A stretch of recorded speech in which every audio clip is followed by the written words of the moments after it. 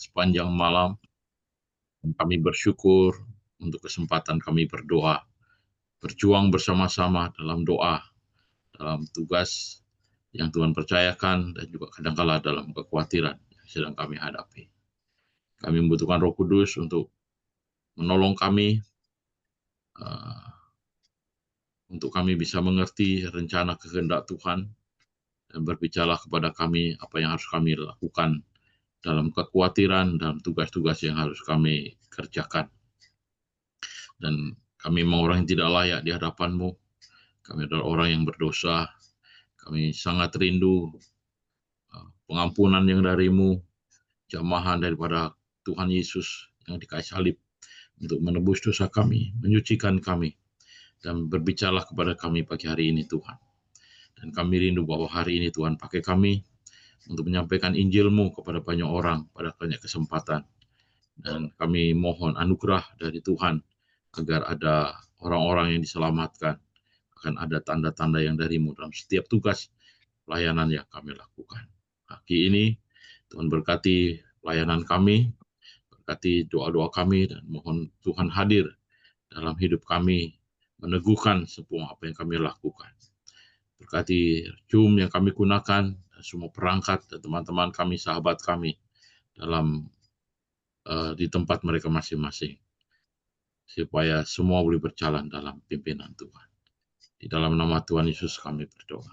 Amin. Sebelum kita mendengarkan firman Tuhan, mari kita mengangkat satu pujian bersama-sama, Tak Berhenti Percaya, dari Putri Syakia.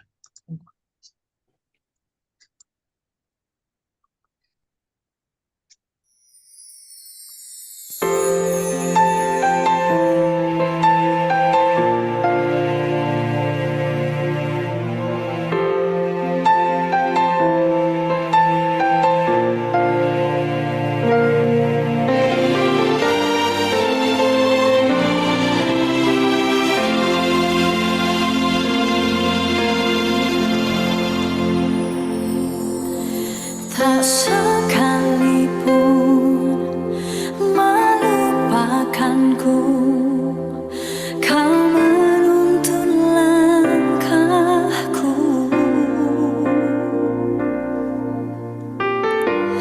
Ku tak pernah sendiri, Kau tak tinggalkanku. Tak sekalipun melupakanku,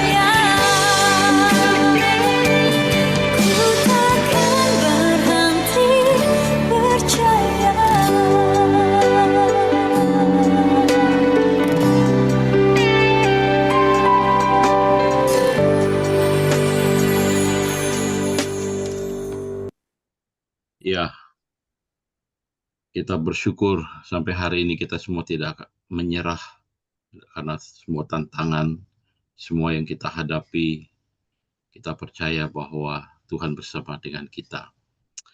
Mari Bapak Ibu kita akan merenungkan firman Tuhan pada pagi hari ini dengan judul Tetap Berjuang, ya,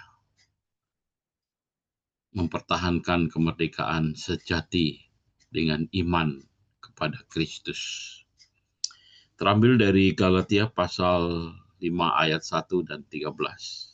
Supaya kita sungguh-sungguh merdeka, Kristuslah telah memerdekakan kita. Karena itu berdirilah teguh dan jangan mau lagi dikenakan kuk perhambaan. Ayat 13 berkata, saudara-saudara, memang kamu telah dipanggil untuk merdeka. Tetapi janganlah kamu menggunakan kemerdekaan itu sebagai kesempatan untuk kehidupan dalam dosa, melainkan layanilah seorang akan yang lain oleh kasih. Demikian saudara Tuhan, berbahagialah kita yang mendengar dan merenungkan, melakukan dalam hidup kita hari demi hari. Terpujilah Kristus. John Murray mengatakan demikian Bapak Ibu. Berkata kepada budak yang belum dimerdekakan, jangan berlaku seperti budak adalah mengolok-olok. Tetapi mengatakan hal yang sama kepada budak yang sudah dimerdekakan adalah seruan yang penting.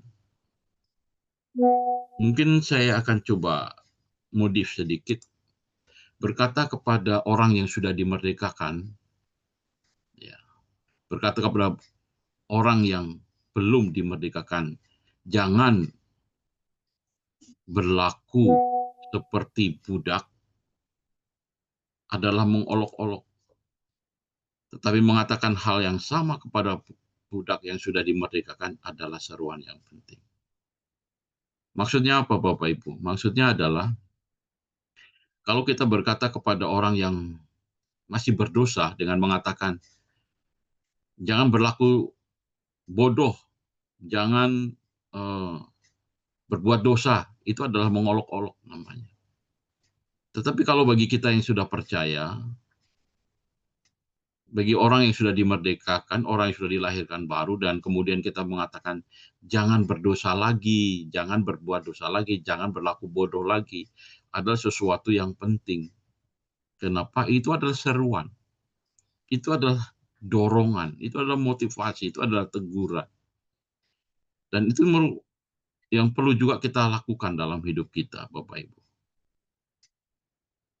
Orang yang sudah percaya, orang yang sudah dilahirkan kembali, itu perlu teguran, perlu diingatkan lagi, perlu disadarkan lagi.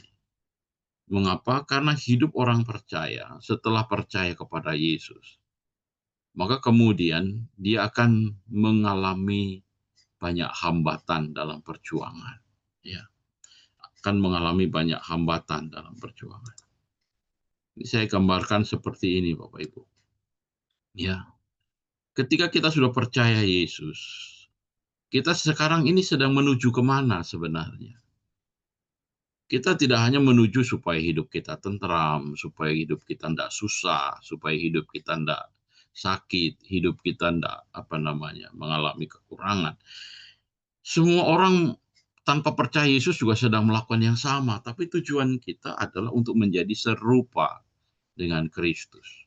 Ketika kita dipermuliakan, maka tujuan daripada kita diselamatkan, tujuan kita dilahirkan kembali, tujuan kita dibenarkan, tujuan kita dikuduskan, tujuan kita kemudian dicatat dalam kitab kehidupan, bukan karena supaya kita terpelihara saja, tapi supaya kita serupa dengan Kristus, Bapak Ibu.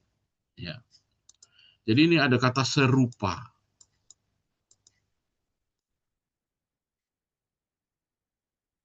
Ya.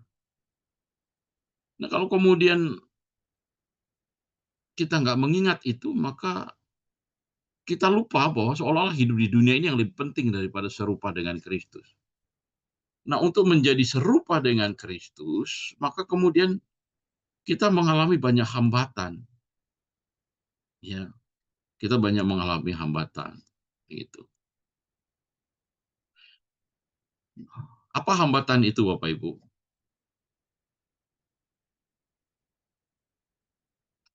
hambatan itu adalah daging kita.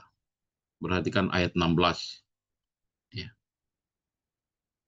Maksudku ialah hiduplah oleh roh, maka kamu tidak akan menuruti keinginan daging. Itu hambatan berat sekali, Bapak Ibu.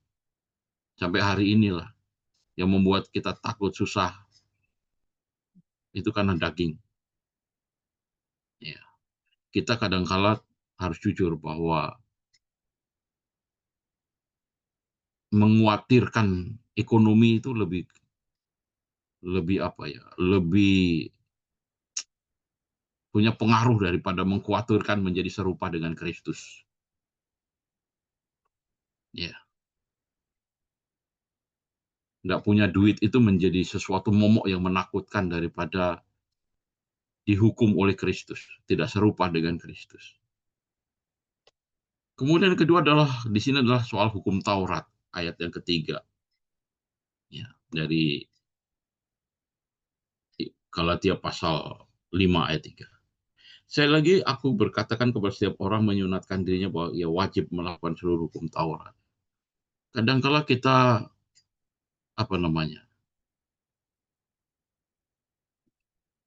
hambatan kita seolah-olah kesalehan kita itu menjadi sesuatu yang menentukan dalam hidup kita. Memang punya pengaruh, tapi itu bukan berarti bahwa kesalehan itu menyelamatkan kita. Kemudian tantangan yang ketiga adalah iblis itu sendiri, ya, kuasa jahat. Nah, inilah yang menguasai dalam hati kita hari-hari, Bapak Ibu. Ya. Inilah yang seringkali masih muncul di dalam hidup kita. Ada sebuah tulisan mengatakan demikian. Selagi masih ada dosa yang bercokol di dalam hati orang percaya, maka dia akan tetap mengalami peperangan, pergolakan di dalam hatinya. Atau seperti ini Bapak Ibu, coba bayangkan ketika kita mulai percaya Yesus, kita ini seperti memasuki satu ruangan yang yang remang-remang begitu. Ya. Atau bisa katakan begini, sebelum kita percaya Yesus, ruangan kita itu gelap. Ya. Kita berada dalam ruangan gelap. Ketika kita berada dalam ruangan gelap, seolah-olah itu baik-baik saja. Gitu. Tidak ada sesuatu yang harus diperbaiki. Tapi coba Bapak Ibu kemudian tiba-tiba ruangan itu dinyalakan lampunya. Maka kita akan mulai melihat ada banyak berantakan di ruangan itu, ada kotor, ada sampah di mana-mana, kemudian ada coretan-coretan di dinding, dan sebagainya. Seperti itu ketika kita masuk di dalam, ketika Kristus masuk di dalam hati kita, maka itu menerangi hati pikiran kita, maka kita mulai menemukan banyak sekali dosa. Sehingga tidak heran karena begitu banyak hambatan yang kita hadapi di dalam kita menuju keserupaan dengan Kristus.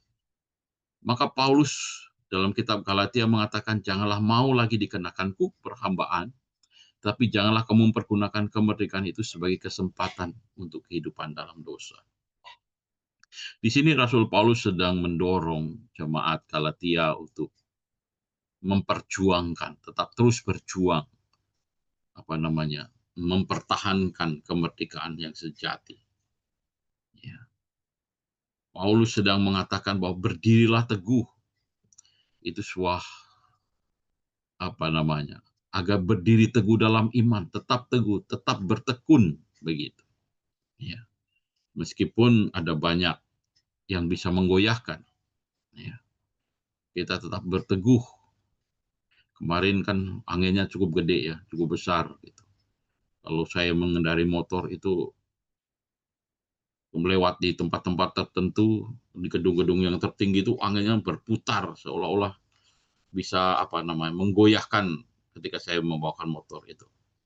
Tapi saya mencoba untuk tetap teguh, tidak terbawa oleh angin itu. Begitu juga dengan kita. Ya, mungkin anginnya sangat besar, hambatannya sangat besar. Harus tetap berjuang untuk mempertahankan kemerdekaan kita dalam Yesus, ya harus tetap teguh dalam iman. Paulus mengatakan, jangan mau lagi dikenakan kuk perhambaan. Berhentilah untuk tunduk. Ya. Tidak lagi mau mengikuti keinginan daging, tidak lagi mau mengikuti dosa, tidak lagi mau mengikuti suara-suara kuasa jahat itu. Ya. Berhenti untuk tunduk, untuk terjerat. Kemudian jangan menjadikan kebebasanmu sebagai alasan. Jangan mengatakan bahwa saya kan sudah diselamatkan. Maka kemudian saya bisa bebas dong, seenaknya saya saja. Bukan itu. Atau kalau orang reform mengatakan kan sekali merdeka, sekali selamat tetap selamat. Maka saya akan seenaknya. Itu bukan ajaran reform. Itu bukan ajaran Calvin. Itu ajaran manusia yang belum bertobat. Sehingga ini adalah seruan untuk kita semua.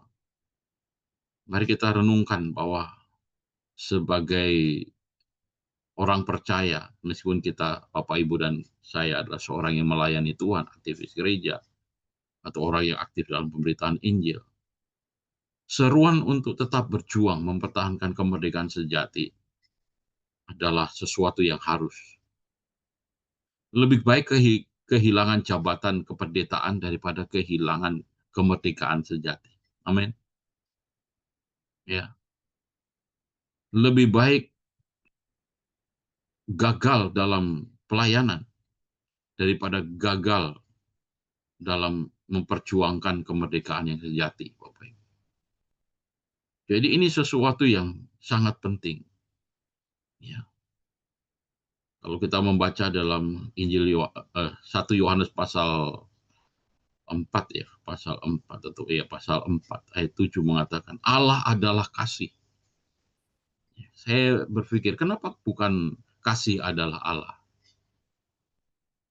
Ya. Kalau kasih adalah Allah, ada banyak orang meninggalkan Allah karena kasih, karena cinta. Allah adalah kasih, sesuatu yang tidak bisa terpisahkan. Jadi sesuatu yang penting. Tidak ada yang lain di dalam hidup kita. Kemerdekaan sejati oleh karena Kristus Yesus sudah mati kayu salib adalah sesuatu yang penting. Nah, bagaimana caranya? Ya. Bagaimana kita memperjuangkan, Bapak Ibu? Bagaimana kita mempertahankan kemerdekaan yang sejati itu? Mari coba kita renungkan satu kutipan dari Jerry Bridge mengatakan bahwa sebagai orang Kristen, apakah kita ini orang kudus atau orang berdosa? Coba Bapak Ibu dan kita semua pagi ini merenung sejenak. Bapak Ibu itu harus orang berdosa atau orang kudus sih? Bukan berasal dari kudus maksud saya. Dari orang yang sudah dikuduskan. Sebagai orang Kristen, apakah kita ini orang kudus atau orang berdosa? Orang berdosa. Orang berdosa, kata Ibu Anita. Ya. Coba kita renungkan.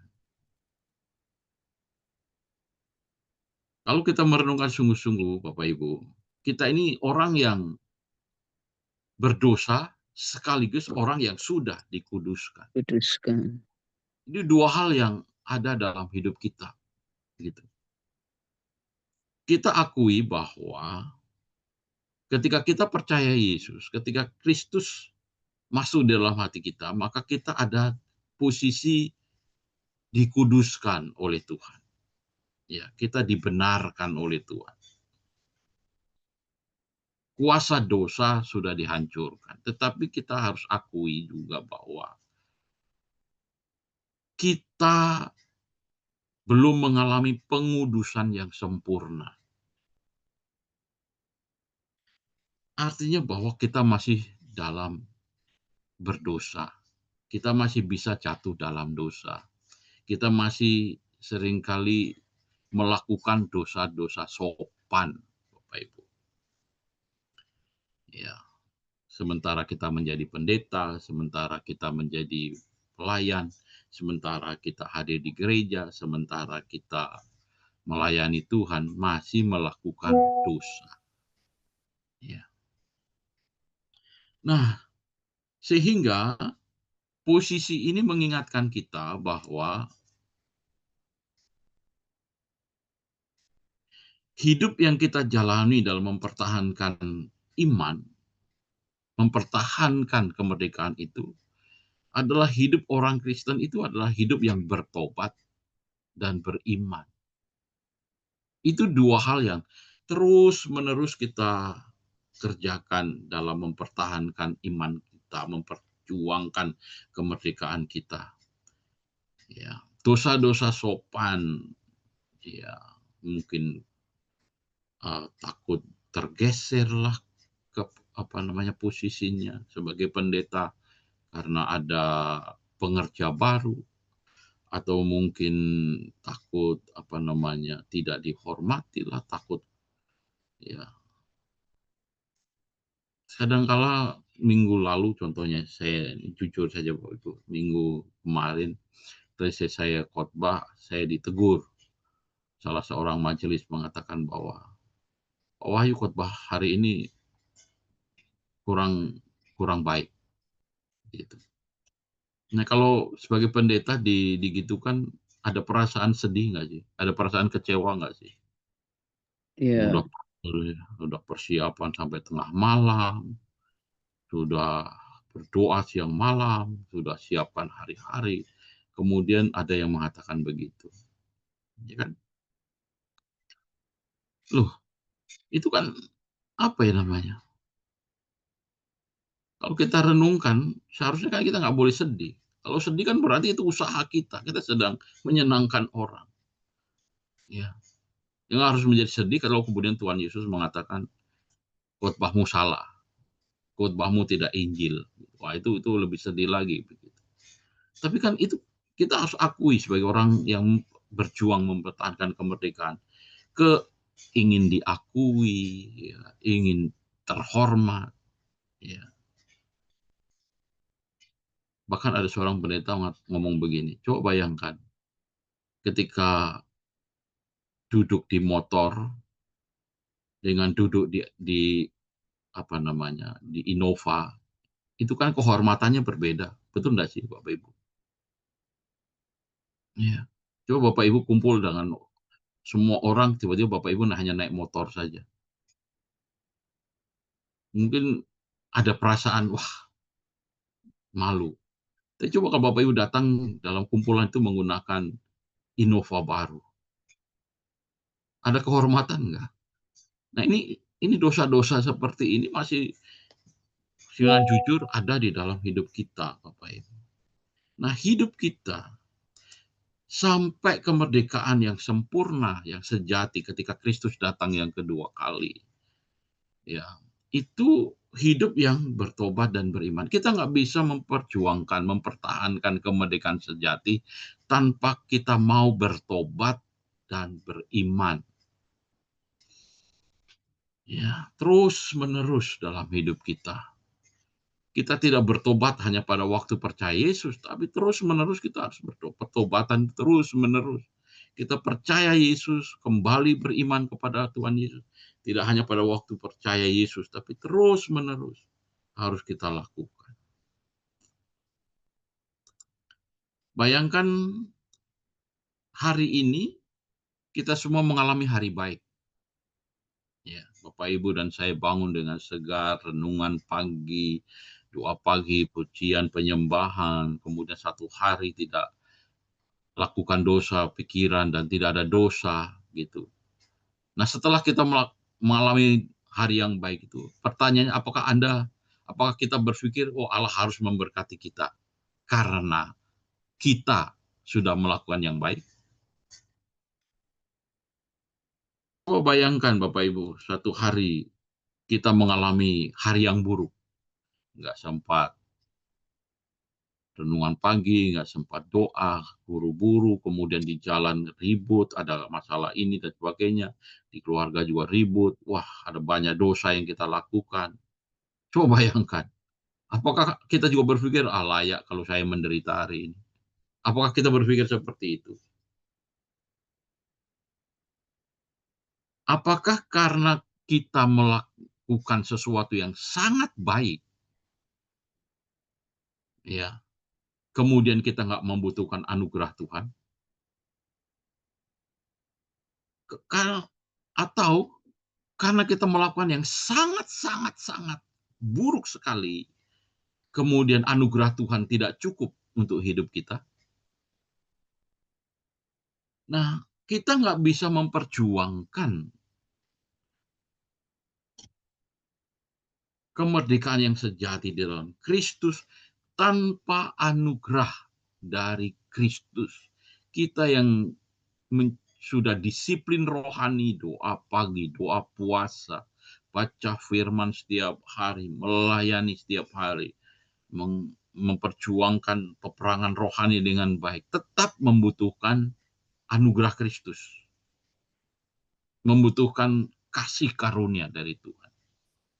Atau kita yang sangat buruk, jatuh bangun, dosa lagi, jatuh lagi, bertobat lagi, jatuh lagi. Itu juga sama, bahwa anugerah Yesus tidak kurang untuk menolong dan menyelamatkan kita. Roma pasal 5 ayat 2 mengatakan, oleh Dia kita juga beroleh jalan masuk oleh iman kepada kasih karunia ini. Di dalam kasih karunia ini kita berdiri dan bermegah dalam pengharapan akan menerima kemuliaan Allah. Ketika kita percaya Yesus, kita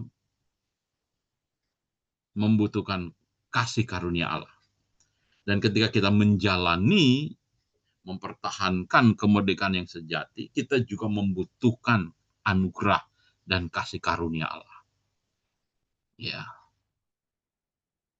Sehingga tidak bisa kita merasa bahwa perjuangan kita mengejar, memperjuangkan keselamatan, memperjuangkan iman kita dengan kekuatan kita sendiri. Tidak ada, Bapak Ibu. Kita butuh anugerah dari Tuhan.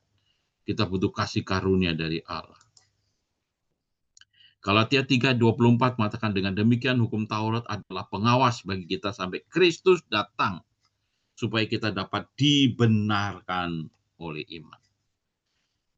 Jadi tetap memperjuangkan kemerdekaan sejati di dalam dengan beriman kepada Kristus, perlu hidup yang bertobat dan beriman terus-menerus, perlu perlu anugerah dari Tuhan. Meskipun kita sudah sebaik apapun melakukan disiplin rohani, kehidupan rohani kita begitu baik, begitu sempurna, kata kita, tetap membutuhkan anugerah. Atau mungkin kehidupan rohani kita dalam memperjuangkan kemerdekaan sejati itu masih begitu buruk, jatuh bangun. Ya. Anugerah Kristus tetap cukup, tetap melimpah. Karena Kristus datang untuk mencari dan menyelamatkan orang yang berdosa. Saya selalu mengingatkan, Injil untuk siapa? Ya. Apakah para pendeta, aktivis, pelayan Tuhan seperti kita masih membutuhkan Injil? Kita pikir bahwa Injil hanya untuk mereka yang belum percaya. Kita para pendeta. Ya, saya sebagai pendeta, sebagai aktivis, sebagai pelayan Tuhan, sangat membutuhkan Injil. Kita nggak bisa menjalani hidup kita lepas dari Injil. Kita nggak bisa memperjuangkan kemerdekaan yang sejati tanpa kita sendiri mengkhotbahkan Injil di dalam pikiran kita, di dalam hati kita, dalam hidup kita. Coba Bapak, Ibu, dan saya mengkhotbahkan Injil setiap hari dalam diri kita sendiri. Ya, kita sudah terbiasa menyampaikan Injil kepada orang lain. Kita sudah terbiasa mengkhotbahkan Injil kepada orang lain. Coba mengkhotbahkan Injil kepada diri kita sendiri. Ya. Dalam pikiran kita, coba berbicara sendiri. Jangan biarkan pikiran kotor berbicara kepada diri kita. Tapi biarkan Injil berbicara kepada diri kita sendiri. Roma 13 ayat 19 sampai 26, kalau Bapak Ibu nanti dibaca semuanya, adalah Injil untuk semua orang, termasuk kita. Bukan berarti kalau kita sudah pendeta, bukan berarti bahwa kita sudah melayani, kita yang sudah tidak butuh Injil. Kita semua butuh Injil. Makanya kita masih butuh dengar khotbah. Ya, jangan berkhotbah terus. Dengarkan khotbah orang lain. Ya, jangan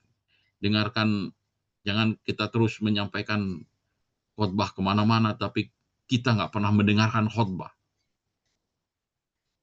Berarti kita sedang mengatakan, saya nggak perlu Injil. Kita semua membutuhkan Injil. Kenapa?